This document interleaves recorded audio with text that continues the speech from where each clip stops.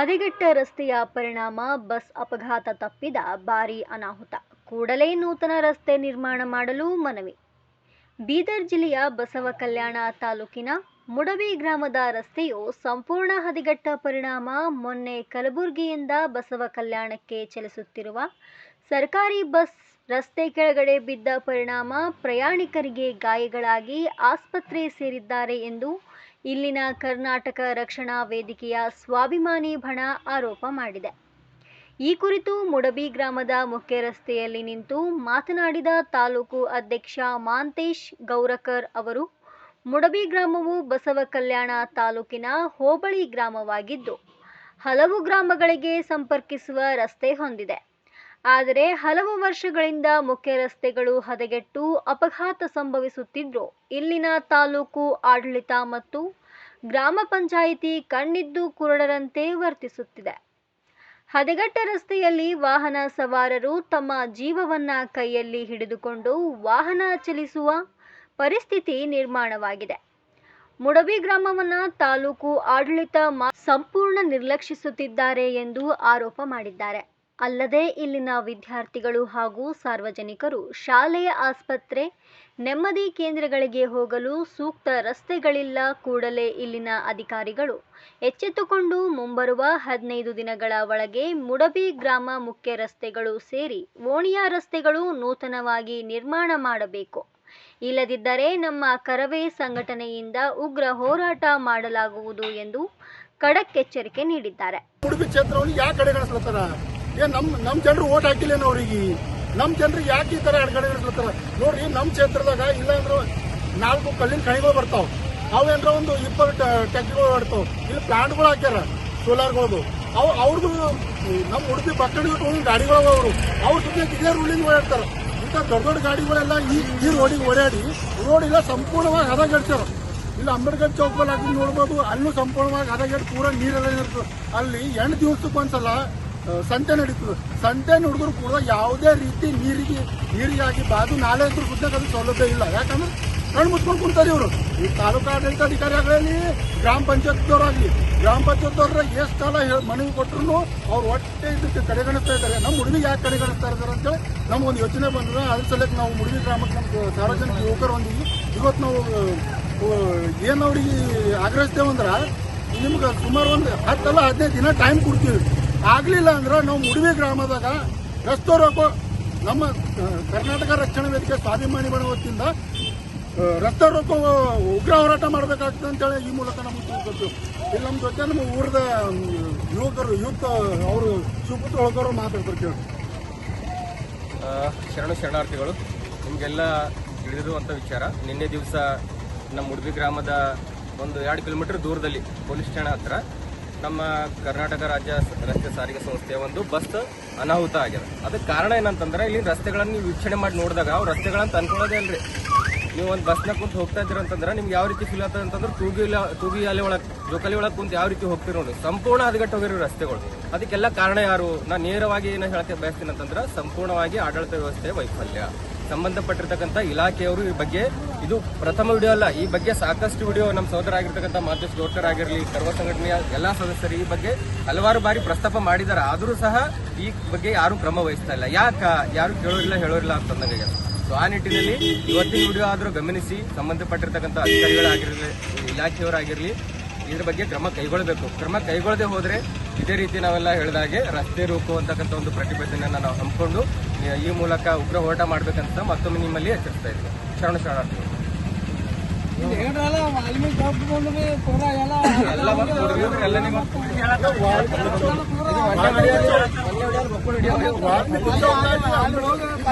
ಮಹಾನ್ ವ್ಯಕ್ತಿಗಳು ಏನೇನವ ಎಲ್ಲಿ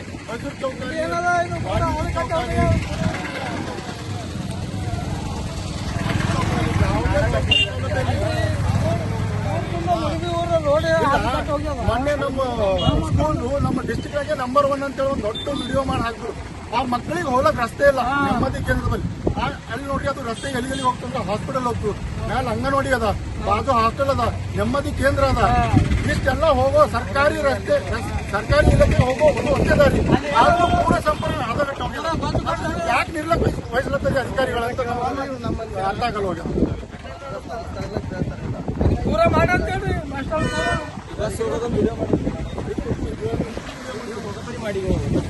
ಗಾಡಿ ಹೋಗೋ ಪರಿ ವಿಡಿಯೋ ಮಾಡಿ ಕಂಟಿನ್ಯೂ ಹಂಗೆ ಮಾಡೋಣ ಕ್ಲೋಸ್ ಮಾಡ್ಲಣ ಅದು. ನಮಸ್ಕಾರ. ಇಂದು ನಾವು ಮುಡಬಿ ಗ್ರಾಮದಲ್ಲಿದ್ದೀವಿ. ನಾವು ಬಂದಿರೋ ವಿಷಯ ಏನಂದ್ರೆ, ನಿನ್ನೆ ಒಂದು ಬಸ್ಸಿನ ಅನಾಹುತ ನೋಡಿದೇವೆ. ರೋಡಿನ ಸಮಸ್ಯೆಗಾಗಿ ನಿನ್ನೆ ಒಂದು ಬಸ್ಸು ಗುಲ್ಬರ್ಗದಿಂದ ಬಸವಗಣ ಹೋಗೋ ಬಸ್ಸು ಇದು ಆಯ ತಪ್ಪಿ ಬಸ್ನ ಕಂಟ್ರೋಲ್ ಬರಲಿಲ್ಲ. ರೋಡ್ ಕೆಳಗೆ ಇಳಿದು ಒಂದು 5-6 ಜನಕ್ಕೆ ಗಾಯವಾಗಿವೆ. ಅದು ರೀಸನ್ ಏನಂತ ಡ್ರೈವರ್ ಅವ್ರಿಗೆ ಹೇಳ್ತಾರೆ, ರೋಡಿನ ಸಮಸ್ಯೆ ಭಾಳ ಹದಗೆಟ್ಟಿದ್ರಿ ಅವ್ರ ಸಲಕ್ಕೆ ಅದು ಆಯ ತಪ್ಪಿ ನಾವು ರೋಡ್ ಕೆಳಗೆ ಇಳಿದ ಅಂತ ಹೇಳ್ತಾರೆ. ನಮಗೆ ಒಂದು ಅರ್ಥ ಆಗೋದು, ನಮ್ಮ ಮುಡಬಿ ಗ್ರಾಮ ಏನು ಗುಲ್ಬರ್ಗ ಡಿಸ್ಟಿಕ್ಕಿನ ಬರ್ತದ, ಏನು ನಮ್ಮ ಬೀದರ್ ಡಿಸ್ಟಿಕ್ಗೆ ಬರ್ತದ ಅಂತ. ಯಾಕಂದ್ರೆ ಯಾವುದೇ ರೀತಿಯ ನಮ್ಮ ಮುಡಬಿ ಗ್ರಾಮದಾಗ ಅಭಿವೃದ್ಧಿನೇ ಇಲ್ಲ. ಬಸ್ ಸ್ಟಾಂಡ್ ನೋಡ್ಬೋದು, ಇಲ್ಲಿ ನೆಮ್ಮದಿ ಕೇಂದ್ರದಲ್ಲಿ ರಸ್ತೆ ನೋಡ್ಬೋದು, ಮೇನ್ ರಸ್ತೆ ನೋಡ್ಬೋದು, ಈ ಕಡೆ ಡೊಂಗರ್ಗಾಂವ್ ಹೋಗೋ ರಸ್ತೆ ನೋಡ್ಬೋದು, ಈ ಕಡೆ ಚಿಕ್ಕಮಗಳೂರಿಗೆ ಹೋಗೋ ರಸ್ತೆ ನೋಡ್ಬೋದು. ಯಾವುದೇ ರೀತಿ ರಸ್ತೆದು ಪೂರಾ ಸಂಪೂರ್ಣವಾಗಿ ಹದಗೆಟ್ಟೇವು. ನಮಗೆ ತಿಳಿ ಹೇಳಿದ್ರೆ ಇಲ್ಲಿ ರೋಡ್ ಮಾಡಿ ನಮ್ಗೆ ನೆನಪೇ ಇಲ್ಲ. ಆ ರೀತಿ ಹದಗೆಟ್ಟಿರೋ ಒಂದು ನಮ್ಮ ಮುಡಬಿ ರಸ್ತೆ ಆಗ್ಯದ. ಈ ಮುಡಬಿ ಗ್ರಾಮಕ್ಕೆ 40-44 ಹಳ್ಳಿಗಳು ಬರ್ತಾವೆ ಅಂತಂದ್ರೆ ಅವು ಕರೆಕ್ಟ್ ಒಟ್ಟೆ ಇದು ಸಮಸ್ಯೆ ಹೊರಗೆ ಬಿತ್ತು ಅಂತಂದ್ರೆ ಒಂದು ಅನಾಹುತ ಆಯ್ತು ಅಂತಂದ್ರೆ ಮಕ್ಕಳು ಅನಾಹುತ ಆಯ್ತದ. ನೀವು ಹೊರಗೆ ಬಿದ್ದರೆ ನೋಡಕ್ ನೋಡ್ರಿ, ಅಲ್ಲಿ ಬಿ ಫೋನ್ ಇದು ಆಗ್ಯದ, ಅಲ್ಲಿ ಬಿ ಫೋನ್ ಇದು ಆಗ್ಯದ. ಯಾವ ರೋಡು ನಮಗೂ ಸರಿಯಾಗದ ಹೇಳ್ರಿ ನೋಡ್ರಿ. ಯಾವ್ದು ರೋಡ್ ಕರೆಕ್ಟ್ ಅದ, ಇಲ್ಲ ಬಸ್ ಸ್ಟ್ಯಾಂಡ್ದಾಗ ಯಾವ್ದು ರೋಡ್ ಕರೆಕ್ಟ್ ಅದ, ಚೌರಸ್ತ ಅಂತ ಎದಕ್ಕಂತಾರೆ ಸರಿ ಹೇಳ್ರಿ ನೋಡ್ರಿ. ಇಲ್ಲಿ ಬರಬಾರ್ದು ಸರ್, ಬರಬಾರ್ದು. ಇದ್ದಿದ್ದು ಹೇಳಕ್ಕೇನದ ರೀ, ಅದಕ್ಕೇನದ ನೀವು ಹೇಳ್ರಿ. ಮುಡಬಿ ರೋಡ್ ಹೆಂಗದ ಜರ ನೀವು ಹೇಳ್ತಿರ್ಲ ಆಟೋ ತಗೊಂಡು? ಇಲ್ಲ, ನಿನ್ನೊಂದು ಬಸ್ ಬಿ ಏನೋ ಆಕ್ಸಿಡೆಂಟ್ ಆಗ್ಯದ ಅಂತ ಹೇಳ್ತಾರೆ. ಹಾ, ಹೊಲ್ದ ಹೋಗ್ಯಾವ. ಸರ್, ಇದು ರೋಡ್ ಹೆಂಗವರಿ? ಪೂರ ಹದಗೆಟ್ಟವ್ರಿ. ಈ ಕಡೆ ಹರ್ಕೂಡ್ ರೋಡ್ ಬಿ ಎಲ್ಲ 4-3 ಹಾ. ನೀವು ಆಟೋ ಡ್ರೈವರ್ ಇದ್ದೀರಿ? ನೀವು ಡೈಲಿ ಬಸವಣ್ಣ ಮುಡಬಿ ಮಾಡ್ತೀರಿ? ಪೂರ ಹದಗೆಟ್ಟವ್ರಿ ರೋಡ? ಹಾ, ठीक है सर, ठीक है. हाँ, ठीक है सर, ठीक है. ಇಲ್ಲ ಆ ಕಡೆ ಗಲ್ಲೆಗೆಲ್ಲ ಯಾವ ಎಲ್ಲ ರೋಡ್ 3 ರೋಡ, ಹಿರಗಾಯಿ ರೋಡ್, ಗುಲ್ಬರ್ಗ ರೋಡ್, ಈ ಕಡೆ ಬಸವಕಲ್ಯಾಣ ರೋಡ್, ರಾಜೇಶ್ವರ ರೋಡ್ ಎಲ್ಲಾ ವಿನಂತಿ ಮಾಡಿ ಮಾಡಿಸ್ರಿ ಸರ್, ಎಲ್ಲರೂ ಕಲ್ತು ಕಸಿ.